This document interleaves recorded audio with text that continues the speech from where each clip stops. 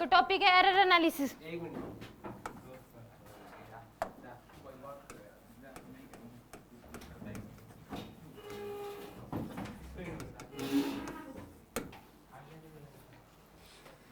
इसमें देखो, हम कोई भी चीज अगर मेजर करते हैं तो उसमें कुछ ना कुछ एरर आती है।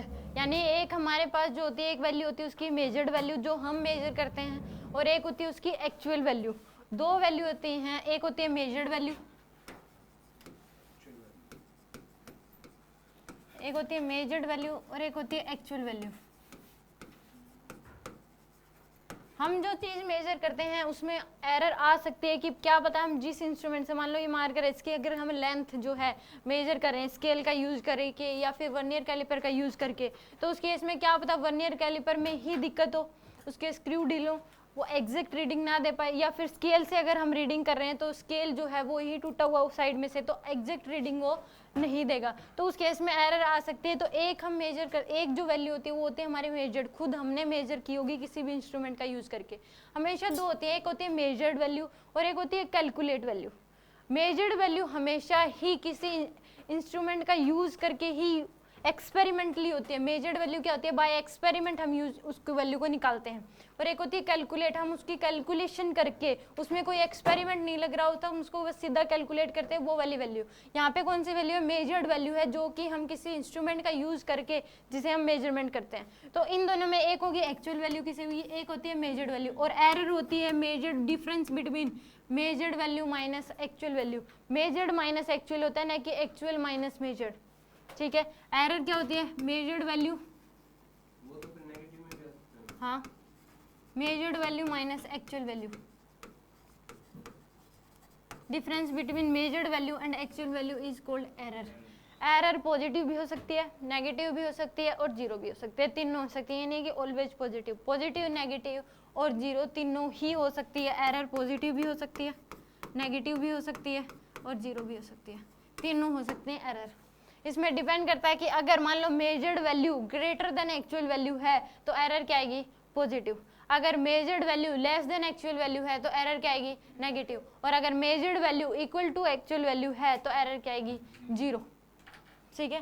मान लो कि मेजर्ड वैल्यू तो आपको दे दी 3.29 और एक्चुअल वैल्यू दे रखी है 3.22, तो इस केस में एरर क्या आएगी, पॉजिटिव आएगी। और 0.06, 0.07, ठीक है,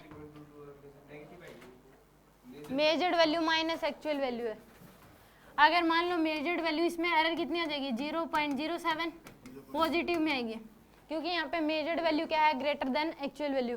अगर इसमें उल्टा कर दे 3.22 और ये दे रखी है आपको 3.29, तो यहाँ पे एरर क्या आएगी, नेगेटिव में, क्योंकि मेजर्ड वैल्यू क्या है, लेस देन एक्चुअल वैल्यू, तो यहाँ पे एरर आएगी माइनस 0.07। अगर दोनों इक्वल दे दी 3.29 और ये भी दे दी 3.29, तो एरर क्या हो जाएगी, जीरो। तो तीनों हो सकते हैं, पॉजिटिव, नेगेटिव और जीरो, ठीक है। इतना समझ आ गया। यानी कि एक्चुअल में एरर जो होती है मेजर्ड माइनस एक्चुअल होगी, ना कि एक्चुअल माइनस मेजर्ड। कई बार हम सोचते हैं कि एक्चुअल माइनस मेजर्ड होनी चाहिए, बट होती है मेजर माइनस एक्चुअल। एरर को ही 3 पार्ट्स में डिवाइड कर दिया। एरर को कितने पार्ट्स में डिवाइड कर दिया, 3 पार्ट्स में। एक होती है सिस्टमैटिक एरर, एक होती है रैंडम एरर और एक ग्रॉस एरर। सिस्टमैटिक एरर, मान लो कि कोई भी हम इंस्ट्रूमेंट का यूज करके कोई भी वैल्यू हम कैलकुलेट कर रहे हैं या फिर मेजर कर रहे हैं, तो उस केस में हमें पता है कि ये वाली चीज़ जो है अगर इसमें एरर आई तो वो किस वजह से आई, हम उस एरर का हमें रीजन पता है, तो उस केस में उस एरर को बोलते हैं सिस्टमैटिक एरर। अगर हमें एरर आई भी तो किस वजह से आई, हमें रीजन पता है उस एरर आने का, तो उसको बोलते हैं सिस्टमैटिक एरर, ठीक है। और अगर हमें रीजन ही नहीं पता कि एरर हुई तो किस वजह से हुई, तो उसको क्या बोलते हैं, रैंडम एरर। और एक होती है ग्रॉस एरर। ग्रॉस एरर जो है हमारी केयरलेसनेस की वजह से होती है कि हम खुद ही मतलब केयरफुल होके नहीं कर रहे या टेंशन होके नहीं कर रहे कोई भी चीज़ जो है, तो उसकी वजह से जो होती है उसको बोलते हैं ग्रॉस एरर, ठीक है। तो यहाँ पे अगर जितने भी इंस्ट्रूमेंटल एरर हैं सभी की सभी को हम सिस्टमैटिक एरर बोल सकते हैं, क्योंकि अगर इंस्ट्रूमेंट में ही दिक्कत हुई तो उस केस में हमें पता लग जाता है कि इंस्ट्रूमेंट की वजह से इसमें एरर है। मान लो हमने इसकी जो लेंथ मेजर की, अगर हमने स्केल का यूज करके मेजर की, तो उस केस में हर बार मान लो अलग अलग आंसर आ रहा है, तो इसका मतलब या तो स्केल में दिक्कत है या फिर इसमें दिक्कत है। तो इस केस में उसकी वजह से क्या होगी, अगर हमें रीजन पता है कि एरर हुई तो किस वजह से ही, उसको क्या बोलेंगे, सिस्टमैटिक एरर। अगर हमें रीजन ही नहीं पता तो उसको बोलते हैं रैंडम एरर। और हमारी अटेंशन की वजह से ना हो रही हो, हम जल्दबाजी में कोई काम कर रहे हो, तो उसको क्या बोलेंगे, ग्रॉस एरर। लिखो एरर के टाइप्स।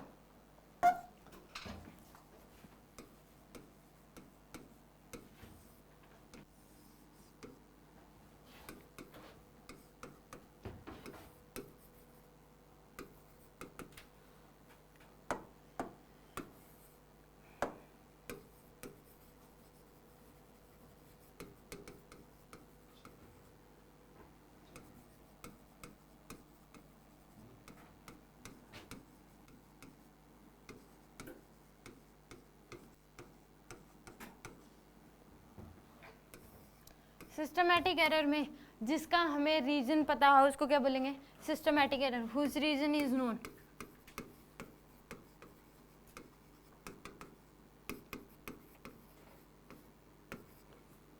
और जितनी भी इंस्ट्रूमेंटल एरर हैं सभी को हम सिस्टमैटिक एरर कहते हैं, क्योंकि इंस्ट्रूमेंट में अगर प्रॉब्लम है तो उस वजह से अगर एरर आई है तो उसको क्या बोल देंगे हम, सिस्टमैटिक एरर। क्योंकि हमें रीजन पता है, अगर स्केल टूटा हुआ है या फिर ये वर्नियर कैलिपर है, इसके जो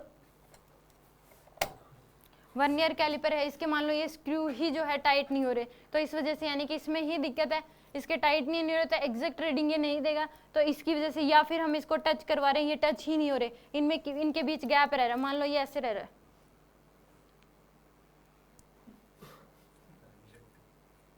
इसमें गैप, ये अगर हम टच करवाते हैं तो ये गैप ही जो है ये रह रहा है, इनके बीच बिल्कुल टच नहीं हो रहे, तो इस केस में मतलब इसमें ही दिक्कत है। तो यानी कि जितने भी इंस्ट्रूमेंटल एरर हैं उसको हम क्या बोल सकते हैं, systematic error. All instrumental error also called systematic error. All instrumental error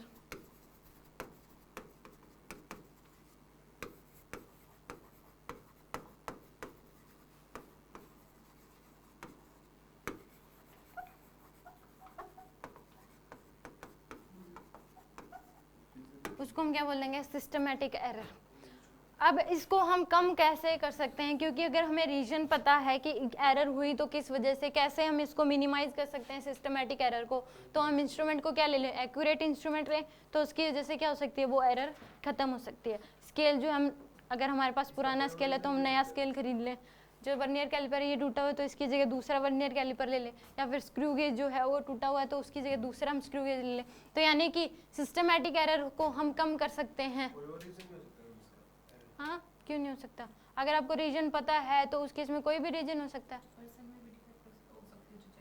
check कर रहा हो, उसमें ही उसने ध्यान से नहीं देखा हो, उसको पता है कि मैंने ध्यान से नहीं देखा इसको, तो उस केस में तो उसके वो फिर ग्रॉस एरर में आ जाएगा। फिर उसको पता है कि किस वजह से हुआ, तो रीजन तो उसको पता ही है कि किस वजह से हुआ, या तो मैंने इसको अच्छे से नहीं किया, या फिर उस केस में मैं उसको ये भी लग रहा है कि मैंने ही अच्छे से नहीं किया, तो उस केस में वो ग्रॉस एरर भी हो सकती है। और उसको पता भी है कि किस वजह से हुआ है, तो वो सिस्टमैटिक एरर भी हो सकते हैं।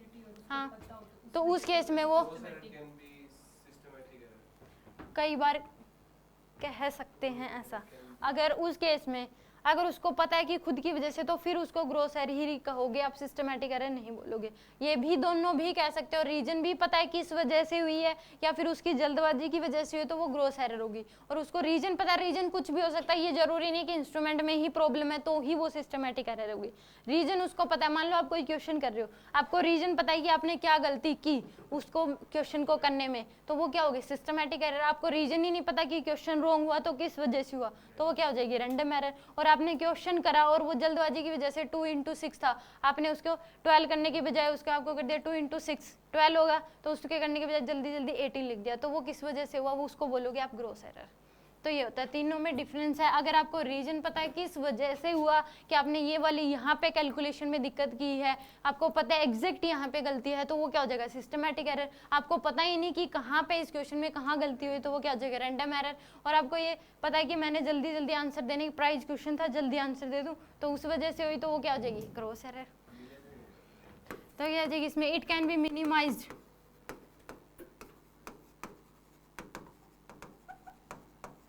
by using accurate instrument.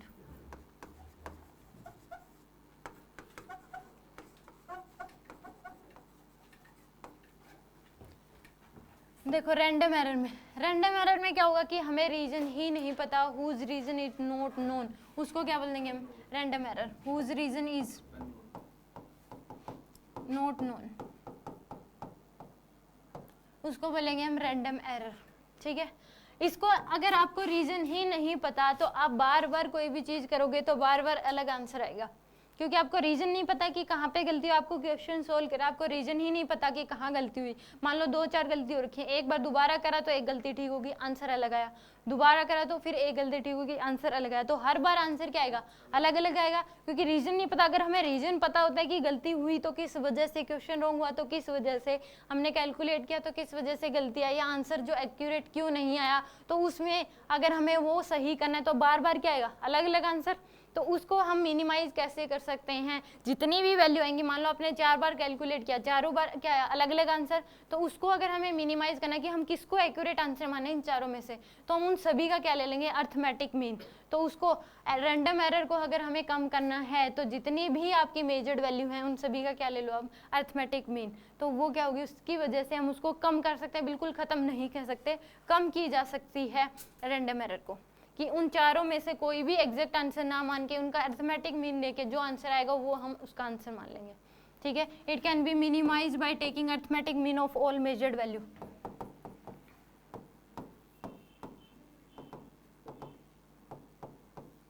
Minimise by taking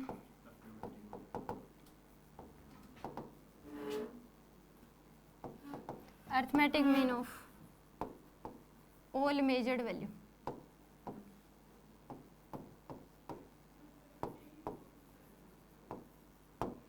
ठीक है, ग्रॉस एरर क्या हो जाएगी, due to careless of observer, यानी कि ऑब्जर्वर की ही गलती है उस क्वेश्चन में करने में। मान लो कि वो कोई भी चीज़ कर रहा है, जल्दी जल्दी उसने सोल्व कर दिया, या फिर कोई भी और दिक्कत, उसका ध्यान ही कहीं और है, अलर्ट नहीं है उस काम को करने के लिए, अगर तो दिक्कत आ रही है तो उसको क्या बोलेंगे, ग्रॉस एरर, ड्यू टू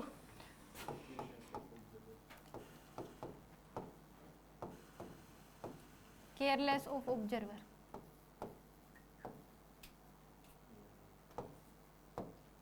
ठीक है, इसको कम कैसे कर सकते हैं, by making observer more alert. हाँ, चेंज भी कर दो उसको, अगर आप जैसे हो तो उसको चेंज करने में ही फायदा होगा। It can be minimise by making, मजाक करें,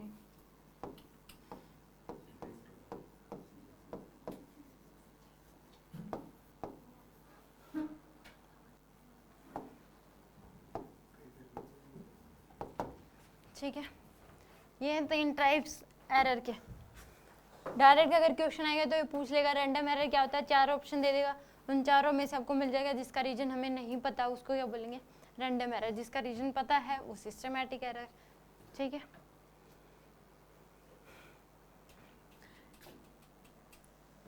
हो गया यहाँ तक। नेक्स्ट देखो, इसमें मान लो कि मैंने आपको स्केल दिया और आप इसकी मेजरमेंट कर रहे हो। मान लो मैंने स्केल दिया, इसकी मेजरमेंट करनी है आपको। तनु, इसकी मेजरमेंट करके बतानी है स्केल की, सॉरी इसकी सेल की कितनी आ रही है। हाँ, स्केल का यूज करके इसकी मेजरमेंट करनी है आपको। एक से काम तो नहीं होगा, 4-5 ना चल जाएगा, एक ही में अब देखो तो ये करेगी। ठीक आता ही नहीं है पहली बार। 4.8 एग्जैक्ट बतानी है, कहाँ पे क्या है, 4.8 एग्जैक्ट बतानी है।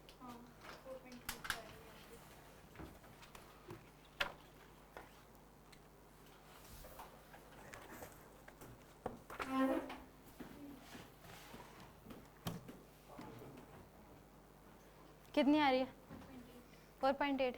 इसको घुमा के दूसरी जगह से कैलकुलेट करो। अब ये पहला आंसर दिया इसने 4.8 सेंटीमीटर, घुमा के दूसरी जगह से दोबारा कैलकुलेट करो, किस उसी साइड से करो, सेल को घुमा के, मतलब जहाँ पे पहले करा था उससे दूसरी जगह पे। अब इसने आंसर दिया 4.9, पहले दे दी थी खुद ही ये मतलब अलग अलग आंसर दे रही है, अब दूसरी जगह से आंसर दो। नहीं ये अलग अलग दे रही है, अभी दोबारा अलग देगी, देखना दिन दो दूसरी जगह से मेजर करो। अब ट्राई करते और कितनी जगह से करूं? दो ही ठीक है। हाँ और घुमा के करो किसी और जगह से। 4.8 ऊपर जाएगा 4.8 ही आ रहा है, आप कर लो, आपका आंसर देखो। गलत हो गया तो बताएगा। एग्जैक्ट देना है कितना, 4.8 से आगे भी अगर हो तो बता देना। दीदी गलत दे दिया तो बताएगा। 4.9 है दोनों में 4.9 दोनों में उससे कुछ भी, एग्जैक्ट 4.9 है, 4.8 के बाद थोड़ा सा आगे हो रहा है, इसने गलत किया है। उससे आगे है ना, 4.8 से आगे है ना हल्का सा, कितना आगे है 4.9 है तो थोड़ा 4 सा लिटिल बिट, थोड़ा सा इसमें 4.9 एग्जैक्ट आ रहा है। अप्रोक्सीमेट मतलब कुछ भी 1 मान लें, 4.81 के दे दो लो। एक मिनट एक स्केल और मिलेगा एक बार वो कहाँ से लाऊं मैं, चश्मा है ना देखो इसमें अलग अलग इसने आंसर दिए, 4.8 सेंटीमीटर, एक दिया 4.9 सेंटीमीटर, और एक कहा कि 4.8 से हल्का सा आगे है, इसने आंसर दिया। 4.8 तो इस केस में पहली बात तो ये आंसर क्या पता 4.8 से आगे क्या वैल्यू होगी, क्योंकि इसमें अगर आप देखोगे कि 1 और 2 के बीच में 0 और 1 है तो 10 ही डिवीजन होते हैं, 10 लाइंस होते हैं, यानी कि एक होती है 1 यानी यहाँ 0 फिर 1 और बीच में एक होता है 5 का, ठीक है, 2 ही 3 लाइन होती हैं बड़ी, और उनके बीच में जो डिवीजन होते हैं वो कितने होते हैं 10, यानी कि हम सिंपल स्केल का यूज करके डेसिमल के बाद बस एक ही डिजिट बता सकते हैं, क्योंकि उसमें वो छोटी से छोटी जो चीज मेजर कर सकता है सिंपल स्केल, वो कितनी मेजर कर सकता है 0.1, क्योंकि एक और इसके बीच में कितनी लाइनें होती हैं 10 होते हैं, तो इसका मतलब ये कितनी मेजर कर सकता है 1 सेंटीमीटर हो गया, 1 सेंटीमीटर में कितने 10 डिवीजन है, तो यानी कि 0.1 सेंटीमीटर ये मेजरमेंट कर सकता है सिंपल स्केल, इससे छोटी वैल्यू मेजरमेंट नहीं की जा सकती। आपने कहा 4.8 से आगे कुछ हल्का सा आगे है, तो ये वाली डिजिट हम कंफर्म नहीं है, श्योर नहीं है कि वो 1 होगी या फिर कितना आगे है, 2 होगी, 3 होगी, 4 होगी, तो सिंपल स्केल जो है 2 ही डिजिट तक बता सकता है। अगर हमें इससे आगे भी हो लग रहा है कि इसकी लेंथ इससे भी आगे है, 4.8 से आगे है, तो उस केस में सिंपल स्केल का यूज करें, हम श्योर नहीं होंगे कि वो 1 ही होगी, क्योंकि सिंपल स्केल जो छोटी से छोटी चीज मेजरमेंट कर सकता है वो 0.1 सेंटीमीटर है, यानी कि इसका जो लिस्ट काउंट है वो कितना है 0.1 सेंटीमीटर। इससे भी एक्यूरेट अगर हमें मेजरमेंट करनी है तो वो करेगा कि वर्नियर कैलिपर। सीख लिया अभी कैसे कैलकुलेट करते हैं, श्योर करते हैं इसमें अभी सीखेंगे कि बाद में टॉपिक पढ़ेंगे कि वर्नियर कैलिपर और स्क्रू गेज का यूज करके कैसे चीजें मेजरमेंट की जाती हैं, कैसे हम इसमें रीडिंग देखें, ठीक है। इसमें अगर इसका यूज करके आप इसकी मेजरमेंट करोगे तो ये डेसिमल के बाद 2 डिजिट तक बता सकता है, इसमें ये श्योर कर देगा कि 8 के बाद कौन सा नंबर आएगा, 1 2 3 4, ये एग्जैक्ट बताएगा कि 4.81 आएगा, 2 आएगा या 3 आएगा या 4 आएगा, इससे हम जो सेकंड डिजिट है डेसिमल के बाद वो बता सकते हैं, यानी कि ये कितना बता सकता है। अगर इसका हम यूज करें तो छोटी से छोटी वैल्यू जो है वो हम कितनी मेजरमेंट कर सकते हैं 0.01 सेंटीमीटर, यानी कि 1 सेंटीमीटर का 100वां हिस्सा बता सकता है वर्नियर कैलिपर, 1 सेंटीमीटर का 10वां हिस्सा क्या बताएगा सिंपल स्केल। और अगर इससे भी अगर थर्ड डिजिट भी कोई आ रहा है तो एग्जैक्ट आंसर निकालने के लिए हम यूज करते हैं स्क्रू गेज, वो 1 सेंटीमीटर का 1000वां हिस्सा कैलकुलेट कर सकते हैं मुझसे।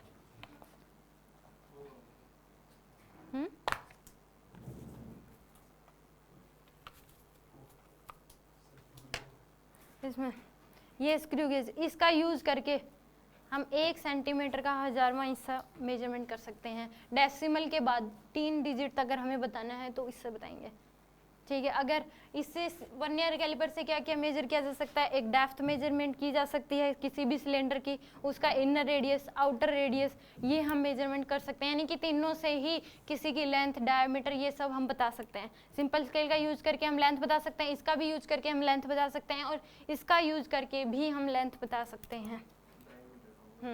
इससे यूज करके इसका इनर डायमीटर, यहाँ पे कोई भी सिलेंडर है उसमें यहाँ पे करो इससे इनर डायमीटर आ जाएगा, यहाँ पे करोगे तो आउटर डायमीटर आ जाएगा, और इससे जो इससे पीछे पूंछ दे रखी है ये इससे क्या आ जाएगी उसकी डेप्थ, टेल जो दे रखी है इससे उसकी डेप्थ पता लग जाएगी कि डेप्थ कितनी है किसी भी सिलेंडर की। नहीं फिर छोटा सा बड़ा भी आता है मैक्स कितना बड़ा होता है? मैक्सिमम। अगर मान लो डेप्थ किसी मेजरमेंट करनी होती है तो मैक्सिमम आते और भी इंस्ट्रूमेंट होंगे, ये थोड़ी ना कि यही इंस्ट्रूमेंट है, इनके अलावा और भी इंस्ट्रूमेंट होंगे। अब जो है इसके ऊपर जो ये प्लाई है, ये इसकी जो मेजरमेंट कितनी थिकनेस है वो इससे मेजरमेंट की जाती है। जो जितने भी जो लकड़ी का काम करते हैं उनके पास मिल जाएगा स्क्रू गेज। इससे कैसे? बिल्कुल इससे सबसे छोटी, इससे ज़्यादा एक्यूरेट मेजर इससे की जाती है। स्क्रू वर्नियर कैलिपर से ज़्यादा एक्यूरेट वैल्यू इससे मेजरमेंट की जाती है। यहाँ पे अगर इसमें बीच में किसी की भी थिकनेस हमें मेजरमेंट करनी है तो यहाँ से इस पे दो रीडिंग होते हैं, एक होता है इस पे स्केल और एक होता है circular scale. Main scale reading, circular scale reading, इसका यूज करना सीखेंगे। कान की थिकनेस भी इससे निकाली जा सकती है कि कितनी थिकनेस है ईयर के, ठीक है। तो इसमें मान लो कि अगर सबसे अगर एग्जैक्ट रीडिंग हमने सिंपल स्केल से मेजरमेंट की तो वो डेसिमल के बाद एक ही डिजिट बता सकता है, फिर वो एक्यूरेट नहीं होगी। मान लो डेसिमल के बाद 2 डिजिट आने हैं तो दूसरा डिजिट जो है हम श्योर नहीं होंगे कि यही आएगा सिंपल स्केल का यूज़ करके। तो श्योर होने के लिए अगर हम कैलकुलेट करेंगे वर्नियर कैलिपर का यूज़ करके अगर आप निकालोगे वो ज़्यादा एक्यूरेट होगी as compare to simple scale. और अगर स्क्रू गेज का यूज़ करके आप कोई भी चीज़ मेजरमेंट करोगे तो वो ज़्यादा एक्यूरेट होगी वर्नियर कैलिपर से भी और स्क्रू गेज से भी, क्योंकि सिंपल स्केल 1 सेंटीमीटर का 10वां हिस्सा बता सकता है, वर्नियर कैलिपर 1 सेंटीमीटर का 100वां हिस्सा मेजरमेंट कर सकते हैं, और स्क्रू गेज का यूज़ करके 1 सेंटीमीटर का 1000वां हिस्सा हम मेजरमेंट कर सकते हैं। तो लिस्ट काउंट सिंपल स्केल का होता है 0.1 सेंटीमीटर, वर्नियर कैलिपर का होता है 0.01 सेंटीमीटर और स्क्रू गेज का क्या होता है 0.001 सेंटीमीटर, ठीक है। लिस्ट काउंट क्या होता है कि स्मॉलेस्ट वैल्यू जो हम मेजरमेंट कर सकते हैं किसी भी इंस्ट्रूमेंट का यूज़ करके, ठीक है, उसको बोलते हैं लिस्ट काउंट, ठीक है। लिखो एडिंग लिस्ट काउंट लिखो क्या होता है। अब मान लो कि इसी में आंसर जो हमारा पास आना होता, मान लो ये देता 4.821334, ये एग्जैक्ट आंसर होता है इसका, ठीक है। तो इस केस में सिंपल स्केल का अगर यूज़ करके हम मेजरमेंट करते तो बस हमें इतना ही मिलता, आंसर मिलता 4.8। अगर हम इसी का मेजरमेंट करते वर्नियर कैलिपर का तो हम श्योर हो जाते 4.282। अगर इसी का हम मेजरमेंट करते स्क्रू गेज थे तो आंसर हमारे पास है 4.821। इससे भी एक्यूरेट इंस्ट्रूमेंट होंगे जो आगे के डिजिट बता देंगे, ठीक है। बट यहाँ से एग्जैक्ट जो ज़्यादा एक्यूरेट होगी वो ये वाली होगी, ना कि ये, क्योंकि इसमें डेसिमल के बाद हमें एग्जैक्ट वैल्यू पता है कि 8, 2 और 1 आनी है। तो ज़्यादा एक्यूरेट वैल्यू क्या होगी, ये वाली होगी, ये नहीं होगी, फिर ये होगी, फिर ये होगी, ठीक है। हाँ, इसमें लिखो लिस्ट काउंट क्या होता है, smallest value that can be measured by using an instrument.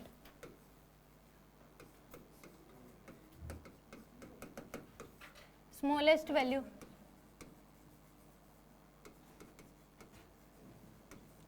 that can be measured by using an instrument.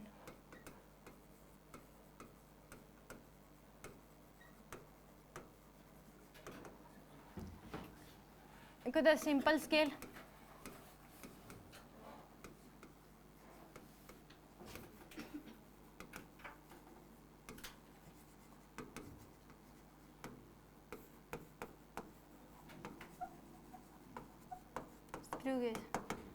List count of simple scale होता है 0.1 सेंटीमीटर, यानी कि 1/10 सेंटीमीटर।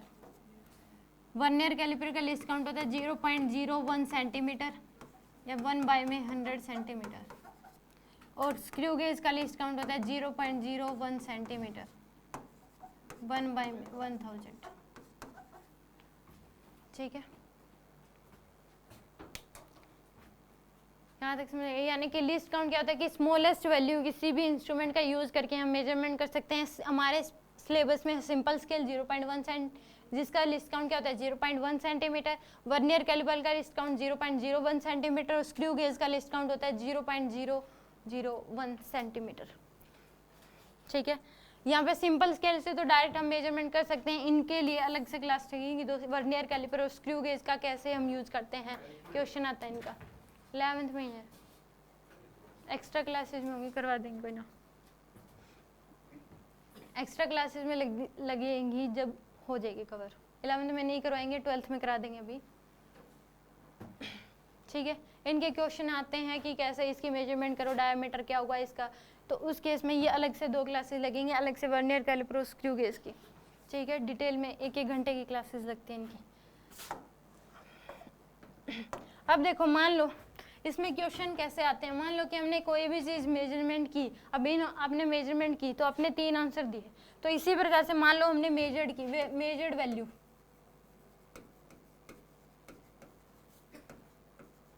क्या आपने मान लो 4 स्टूडेंट्स ने मेजरमेंट किए, सब ने क्या दिया, अलग अलग आंसर दिया। मान लो आंसर दे दिया 6.22,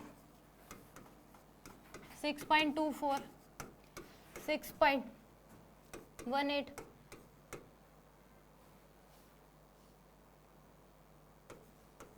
ये आपको 4 आंसर दे दिया आपने। इन मान लो मेजर्ड वैल्यू दे के आपसे क्या क्या क्वेश्चन पूछ सकता है सामने वाला, तो इसमें फर्स्ट आपसे पूछ सकता है mean absolute value,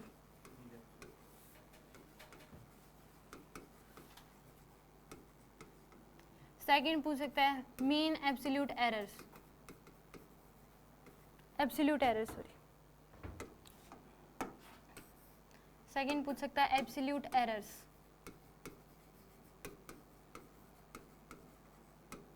third mean absolute error,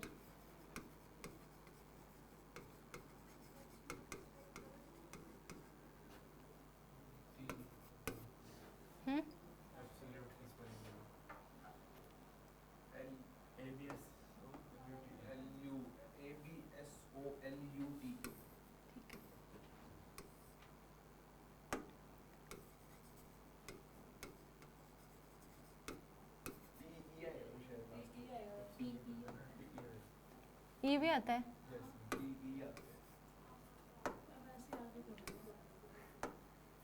ABSOLUTE,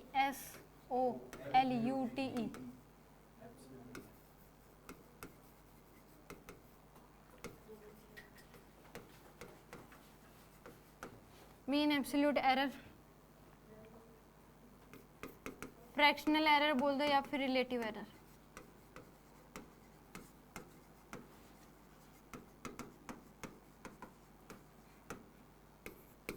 percentage error,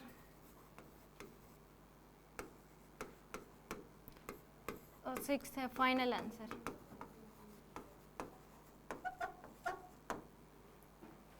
इन 6 की 6 बातों का आंसर देना आपको।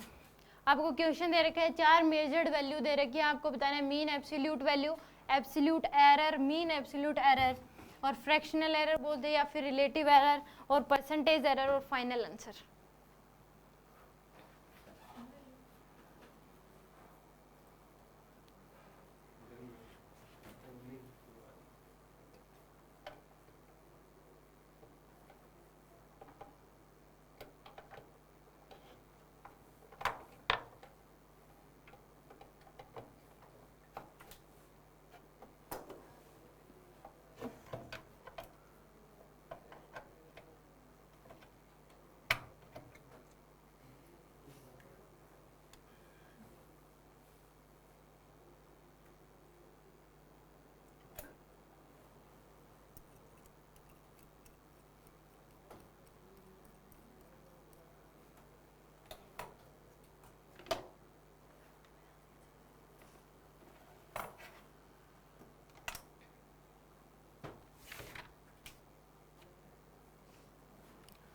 इसमें देखो मीन एब्सोल्यूट वैल्यू में क्या होगा कि सभी वैल्यू को ऐड करो, डिवाइड बाय क्या कर दो 4, 6.22 plus 6.24 plus 6.18 plus 6.20 divide by 4, यानी कि सभी की सभी मेजर्ड वैल्यू डिवाइड बाय में क्या होगी, जितनी भी मेजर्ड वैल्यू आपको गिवन, अगर ये 5 होती है तो डिवाइड बाय में क्या जाता है 5, 6 होती तो 6, 7 होती तो 7, तो इनको ऐड करो कितने आ रहा है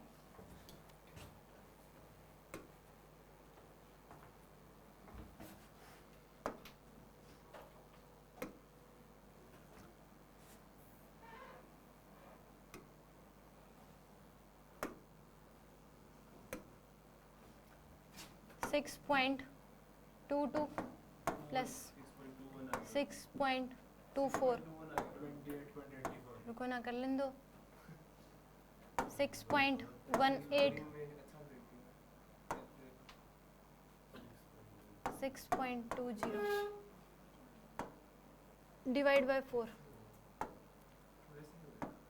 6.21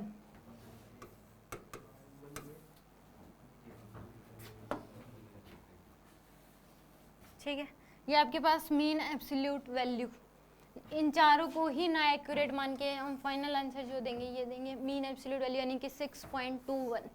ठीक है, यहाँ पे एब्सोल्यूट एरर्स जो हैं जितनी मेजर्ड वैल्यू होंगी उतनी ही एब्सोल्यूट एरर्स होंगी। यहाँ पे मेजर्ड वैल्यू कितनी है 4, तो एब्सोल्यूट एरर भी कितनी होंगी 4।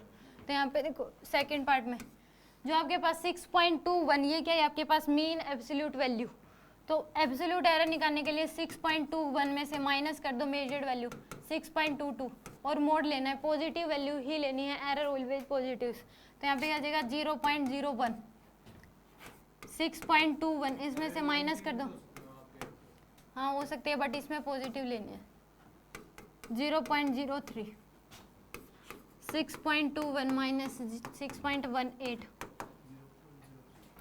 0.03 और 6.21 माइनस 6.20 0.01। ये क्या इसके मीन एब्सोल्यूट एरर्स है, जितनी मेजर्ड वैल्यू उतनी ही क्या होंगी एब्सोल्यूट एरर्स। यहाँ पे एब्सोल्यूट एरर अगर निकालना है तो mean absolute value minus measured value. ठीक है, मीन एब्सोल्यूट वैल्यू की अगर डेफिनेशन पूछे तो arithmetic means of all measured value. क्या करना है मीन एब्सोल्यूट वैल्यू में क्या करना है arithmetic means of all measured value, और एब्सोल्यूट एरर्स में क्या हो जाएगा mean absolute value minus measured value. ठीक है, थर्ड पार्ट में पूछा मीन एब्सोल्यूट एरर्स, तो जितनी भी एब्सोल्यूट एरर हैं इनका क्या ले लो अरिथमेटिक मीन्स। तो आ जाएगा 0.01 plus 0.03 plus 0.03 plus 0.01 divide by में 4 0.08 डिवाइड बाय में 4 0.02। ये आ गया आपके पास मीन एब्सोल्यूट एरर। ठीक है, अब मैं फ्रैक्शनल एरर या रिलेटिव एरर पूछे तो फ्रैक्शनल एरर और रिलेटिव एरर होती है mean absolute value mean absolute error divide by में मीन एब्सोल्यूट वैल्यू।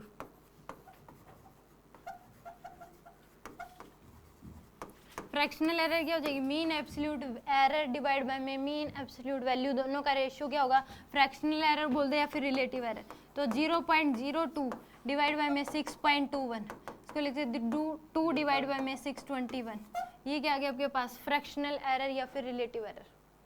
ठीक है, सो फिफ्थ पार्ट में पूछा आपसे परसेंटेज एरर।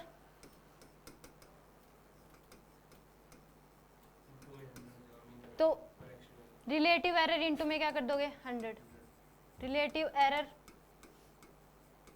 इनटू में 100। ये देखिए फ्रैक्शनल एरर तो 2 डिवाइड बाय में 621 इनटू में 100 200 डिवाइड बाय में 621%।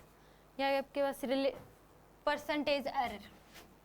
फाइनल आंसर लिखना है तो फाइनल आंसर होता है mean absolute value plus minus mean absolute error. Final answer क्या होगा 6.21 प्लस माइनस 0.02। ये आपके पास फाइनल आंसर। हमेशा एरर में जो आंसर दोगे वो प्लस माइनस करके ही दिए जाते हैं। फाइनल आंसर क्या होगा तो इसका फाइनल आंसर जो है वो है 6.21 प्लस माइनस 0.02। इसका मतलब कि इसमें मैक्सिमम जो इसमें एरर है वो 0.2, मैक्सिमम जो इसका आंसर आ सकता है वो कितना होगा 6 पॉइंट, इसमें ऐड कर दो 6.21 में ऐड कर दो 0.02 तो 6.23 ये हो सकता है इसकी मैक्सिमम वैल्यू। और मिनिमम कितनी हो सकती है इसमें से माइनस कर दो 6.19 तो ये हो सकते हैं इसमें मिनिमम वैल्यू इसकी इतनी हो सकती है। ठीक है, तो इसका मतलब है कि इसमें एरर जो है इतनी ऐड कर सकते हो, आंसर जो है 6.23 भी आ सकता है और 0.02 6.21 में से माइनस कर दोगे तो आंसर वो भी आ सकता है। ठीक है, इसका मतलब मान लो कि आपके नीट का पेपर दिया, आपके मार्क्स बन रहे हैं 600, घर वालों ने पूछा कितने मार्क्स हैं तो आप कह रहे हो कि 500 प्लस माइनस 300। एक बार तो बोल दो 500 फिर कर दो प्लस माइनस 300। उनको क्या पता फिर आए मान लो आगे आपके पास 200। मैंने तो बोल रहा था कि 500 प्लस माइनस 300 तो मैक्सिमम कितने हो सकते हैं 800 और मिनिमम 200। आगे तो मैंने झूठ करना, ठीक है। तो ये होता है प्लस माइनस, समझ में आ गया इतना।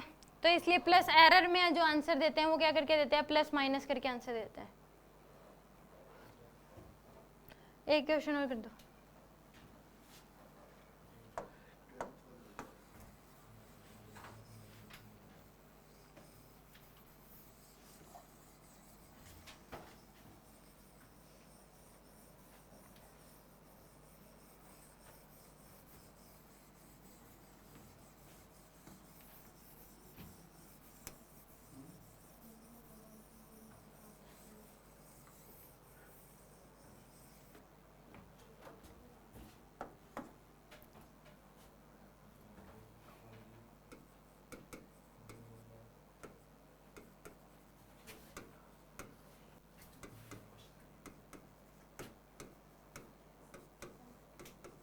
इसमें बता दो ये 6 की 6 बातें। आपको मेजर्ड वैल्यू दे रखी है 3.24 सेंटीमीटर, 3.16 सेंटीमीटर और 3.18 सेंटीमीटर।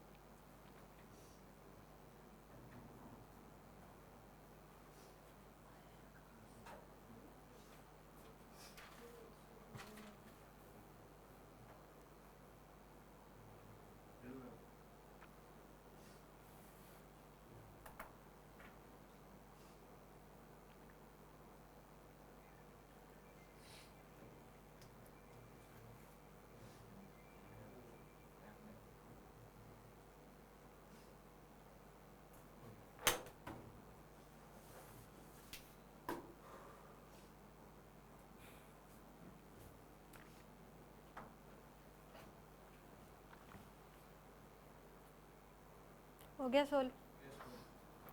इसमें देखो फर्स्ट का आंसर क्या जाएगा, 3.2124 प्लस 3.16 प्लस 3.18 डिवाइड बाय में 3 कितना आ रहा है?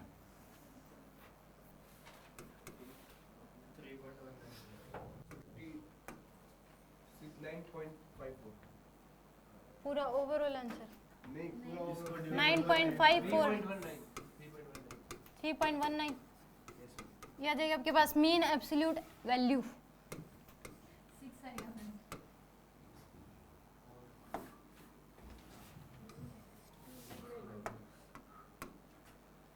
3.16 ये आएगा 3.19 आएगा मैम। बस। ओ सॉरी 2 बची है मैंने। 19 आएगा 12 मान लिया आप लोगों की मैंने। 12 वाले के 19 6 किसने बताया था? नहीं 6 किसने बताया था? 2 ही आएगा मैम। 24 आएगा 8 पे।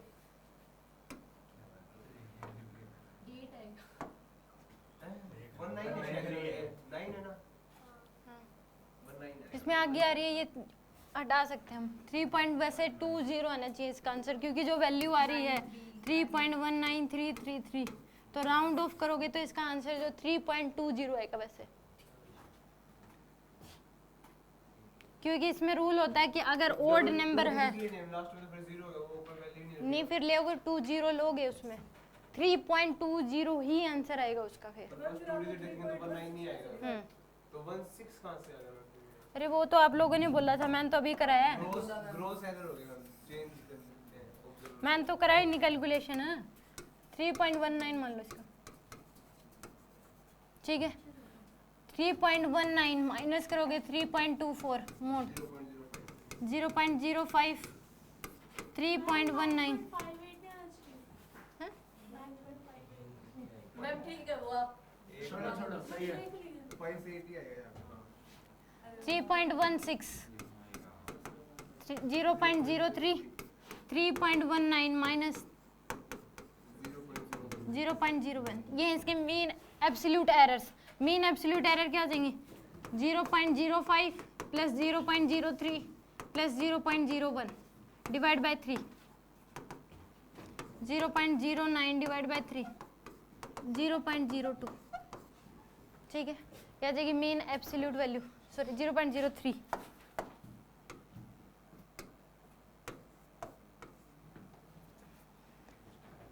फ्रैक्शनल एरर क्या हो जाएगी mean absolute error divide by में mean absolute value 3 divide by में 3 बाय में 19 परसेंटेज एरर क्या आ जाएगी 3 0.94 आएगा